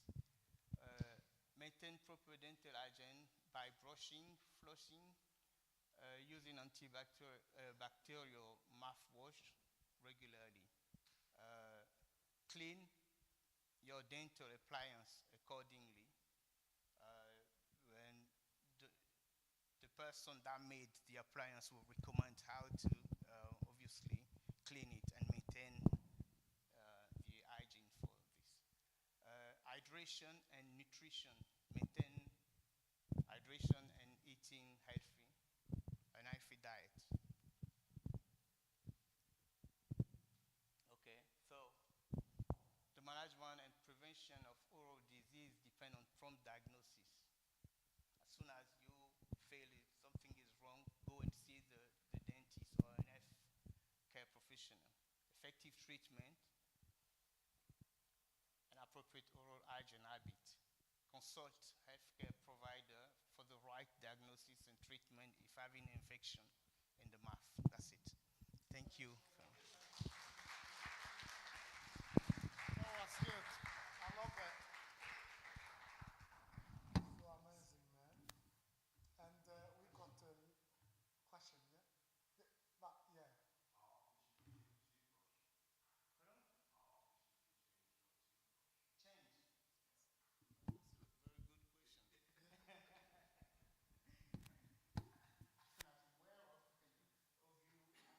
No more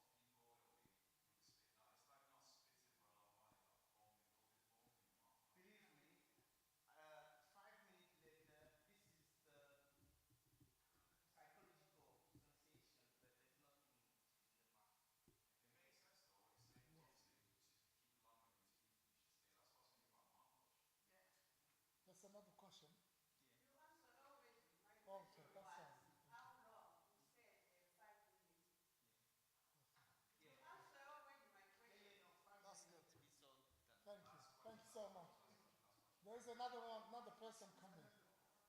Okay. That's good. That's good. Thank you. Thank you. I know that we got more questions, but we want to finish because we got the food and you need to meet people who've been talking here. You see? And I want you to have that time to catch up with that. Now we got the last person is Bill. If you can come. Bill had a stroke and he survived from the stroke. So get his experience will be very, very useful for him. Like Patrick, Joe, they are members of our church. So Bill will come and talk about his experience about being a member of this church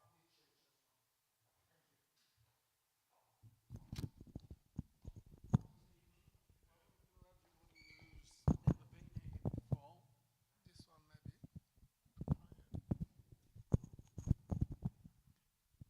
Welcome to everybody who's never been in our church before.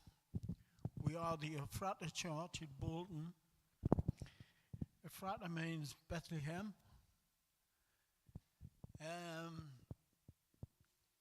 I first became a committed Christian, a born-again Christian, at the age of 30. I am now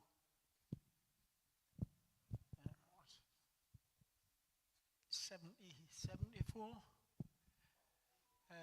I've done a lot of things in my life, a lot of things that aren't good. I backslid for quite a few years.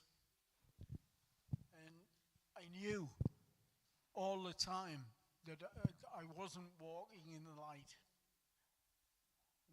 Various different people tried to witness to me and tried to bring me back to the Lord.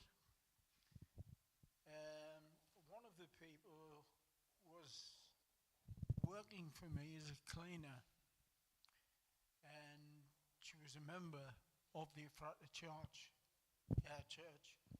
And there was another one from another church also working for me, tried to bring me back to the light. So I went to both churches. And the one I chose was this one. Not because there was anything wrong with the other church, they were brilliant. But this one was better. And it was better because the instant that I walked into this room, I could feel the power of God through the Holy Spirit sitting on my shoulder. It was there, it was real, and I knew this is where I wanted to be. This is where I needed to be. And I'd never met anybody in this church before that day, apart from the person who introduced me. And I had a word, because the bond was so strong, and I just knew through the Holy Spirit that this was where I meant to be. I had to introduce myself to the pastor. I'd never met him before, and the last thing I said to him that day was, I will be back next Sunday. And that was a definite 110% fact. I was going to be there the next Sunday. However, the devil knew better. He took me down with a stroke before the next Sunday, and I ended up in hospital. And the person who introduced me to the church fed me, because they wouldn't let me out of the hospital to live on my own. So my daughter and Lily, between them, brought me food every day. And about two and a half weeks later, they did eventually let me out of hospital. By the way, I began to have a record of disobeying what they told me in the hospital, but I'll come to that in a minute. When I came back, pastor had been informed that I was in hospital and I would be back. And I came back and I spoke to the pastor, and he said, God bless you, the sort of things that the pastor would say. But again, when he wished me all of the best and quick and proper, I'm trying to think, it's very often, it's not very often, lost the words, but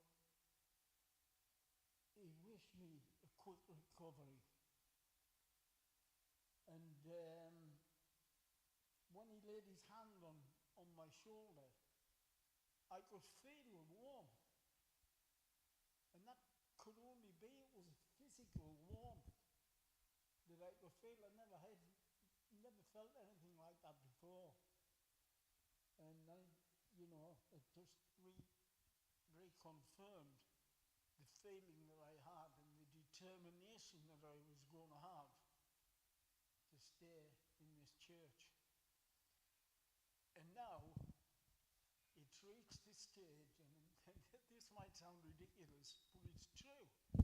I don't feel as though I'm a white person anymore, because I relate to the members in my church. Each and every person in this church has personally wished me all the best, wished me welcome. I've never felt that in any other church before. There's usually cliques from one side or the other. No, everybody in our church is part of the same family. And that was all. It wasn't down to the person who introduced me here. God had used that person to lead me. It had already been pre-decided where I was going to be, because there is one boss, and one boss only, that controls everything, and that is God himself.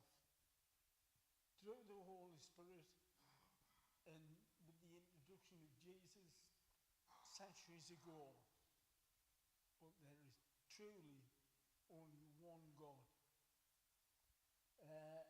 And he follows me everywhere, and I think of the prayer, take it to the Lord in prayer. Any decision that I need to make, that's what I do. It's the best decision I've ever made.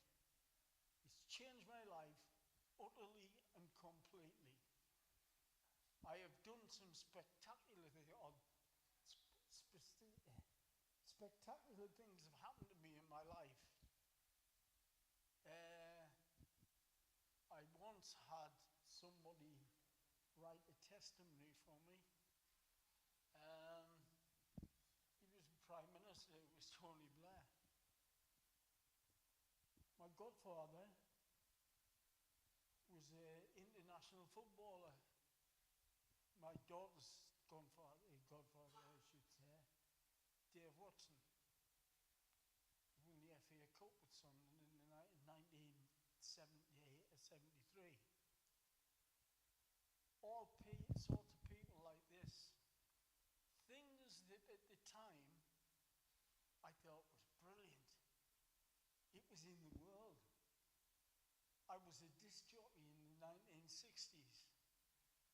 I was on stage with the likes of Manfred Mann. And I could name nearly 100, because every Friday night I was at the same venue, just on a Friday, and it was a named group. And people, and maybe myself at that time, that was fantastic. That was me.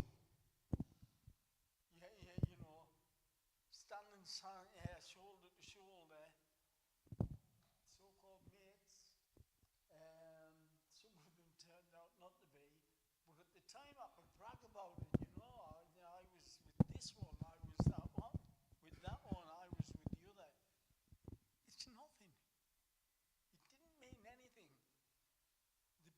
biggest thing that ever changed my life was the day I walked in that door. I didn't realize at the time, or I did just. That is when I started feeling, and I realized that some of the experiences that I had had was just self-gratification, because you know, there's I am the big I am. That's not me, but it was. So that has changed my life. It has given me a complete new family. I am starting to get my family really into my family as well, which is good. I pray for it daily, for the rest of my family to become Christians, give their life to Jesus. Now, that's how I came back to the Lord. But I want to tell you something that happened. I told you that I had a stroke. I had another one, or I thought I had another one. After I'd been in for about a week, they did a spinal tap and took like juice out of my spine. And when they tested everything on that, they found that I hadn't had a stroke on this occasion. I had a virus which attacked my brain. So it was probably worse than having a stroke. But as I was getting better, first of all, I asked Pastor if I could get permission to come out of the hospital to come to church. Would he come and pick me up? This was in hospital in Manchester. And he said, yes, of course I will. So when Pastor came in to visit me, I asked him, and he said yes, and we arranged it. And I asked the doctor. And the doctor said yes, no problem, as long as your pastor comes and picks you up and brings you back, you're free to go.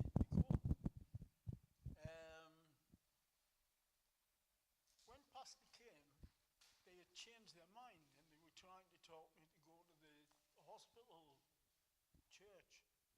This is my church. And I didn't know at the time, but God specifically wanted me to go to church that day. And I argued with them, or I disagreed with them. And the doctor that I was talking to, I asked why they changed their mind. And he said, my superior disagrees. I said, well, my superior is God himself, and he agrees with me. He wants me to go to church, and I am going to church. And I didn't tell him this, but I was prepared to sign myself out because it was God's wishes. So they did eventually. They changed their mind and they let us go. And the reason that God had done that and put me through that, and then they changed their mind again, was because it was a testimony to give when I got to the church, and what faith can actually do for you. And you can't do anything without faith. If you've got faith in God, you can achieve virtually anything if it's God's will. So that's how I come to change. And that is how, when I had changed, it was a complete change. And I now will do anything that is God's will. Absolutely anything. And that's a commitment for life. And hopefully after life.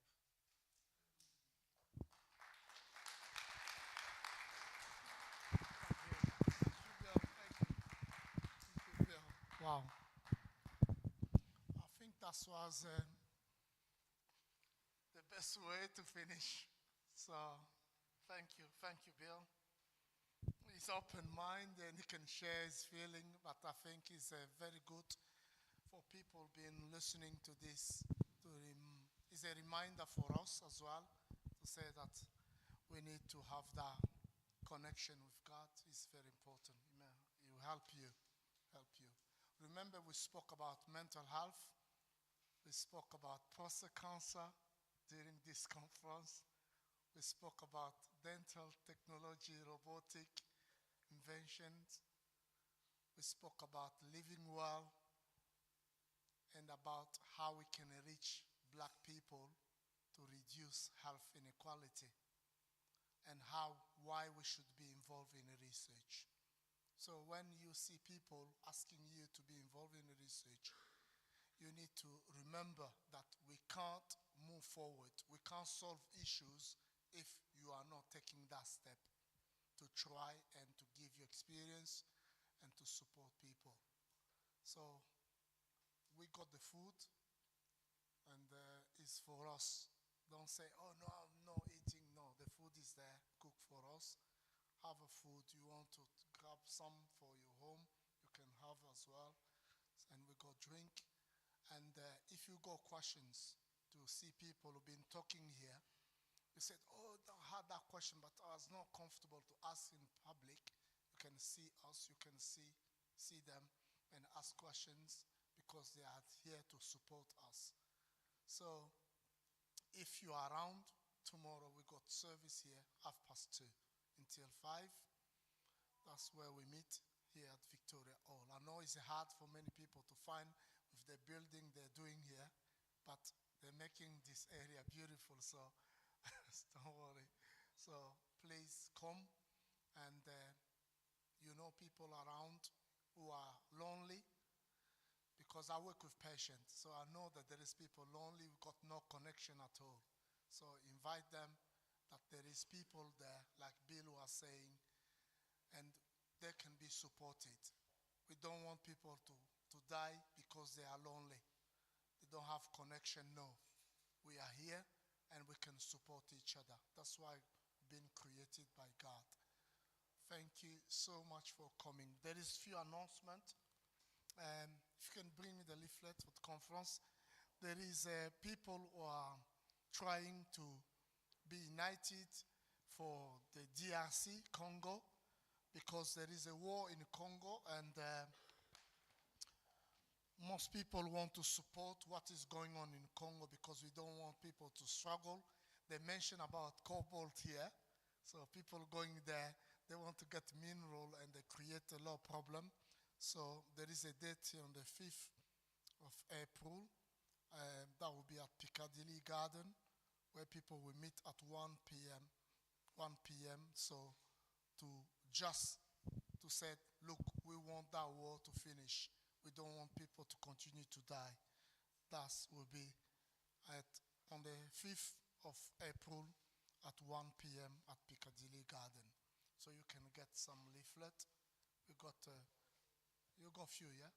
Okay, we got Apotre André Diba who can give you some leaflet there. And we got our annual conference coming. That is coming at the end of April, the 26th and the 27th of April. We'll be here, so you can take some leaflet there and invite people to come, because that's what we do as a community, as a family. So please invite people to come. They will be blessed, and we always talk about nice stuff. Today we've been focusing on health. You've been maybe surprised to say, oh, how they will do that. We do the way we do. Ash came to our church here on Sunday, and he spoke about what he's doing within the research. So we open people. You got new ideas, you got something you want to share with the community, please be in touch with me, and we give you the audience. You can talk to people. That's what we do, because I believe that we are a community. We are a place people can come. Every Saturday at 4 o'clock, 4:30, there is a dance. It's led by Elise.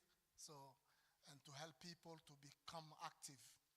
Dance for mental and physical well-being. So we do things to support people, and you are really welcome to be with us. Thank you for Lindsay coming from far away, and your colleague from Nottingham. That's really touching me.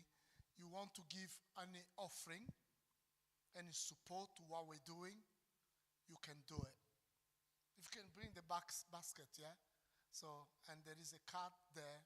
There's people don't want to keep cash anymore since COVID. So you can pay by card, and that will be very useful because we paid this hall. We didn't get any funding for this event. So we have to pay for using this hall. So you got something you want to support what we're doing, please feel free and give that. That will be very, very useful. So you can pay by card or you can pay by cash. The basket is here. Oh, it's coming. Okay, that's good. And we'll go to eat. And I'll ask Bolton. Andre Diba, can you say a prayer? Yeah, for us? Yeah, you pray for us. He lives in Rochdale. He was lost looking for the location. That's why I went to rescue him. But he can do a prayer for us. Thank you. Can you all stand up, please? Yes.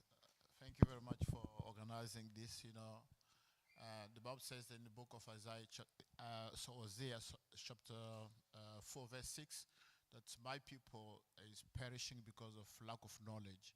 So knowledge is always needed. And I thank God for hearing what has been said about a good dentist. Sometimes we brush our teeth and then you see blood coming up. I don't know what that means. I will ask him a question to explain that to me. Okay, can we all close our eyes and then pray? Father, we thank you for this wonderful conference. Whatever knowledge, Father, we get from here, my prayer is for the Holy Spirit to help us so that we can apply that into our life. Because we are called to manage our bodies. Thank you, Jehovah Almighty God. Bless the church and bless all the speakers. In the name of Jesus Christ, Father, we pray. Amen. So God bless you. God bless you. You want to have a chat with people been talking. We got a lot of material there.